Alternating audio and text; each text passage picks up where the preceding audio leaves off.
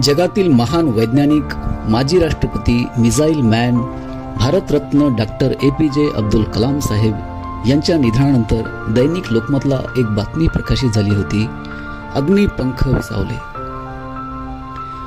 व तेव्हाच आकाशवाणी केंद्र औरंगाबादवरून मी सादर केलेली ही कविता, शीर्षक आहे अग्निपंख हे सज्ज झाले. कलाम साहेब, आपण दिलीत अब्जावधी भारतीयांना नवप्रेरणा, जागवलीत मनामनांत स्फूर्त चेतना. आपण केलीत निर्माण अग्नी, नाग, पृथ्वी, त्रिशूल, रोहिणी आणि केले खबरदार जगास दिली चिथावणी.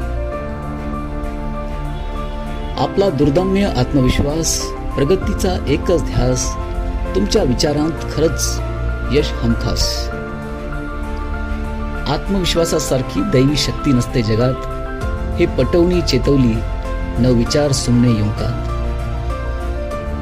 प्रेरित होऊन त्या ध्येयाच्या चैतन्य स्पर्शाने झाली प्रज्वलित कोटी कोटी मने.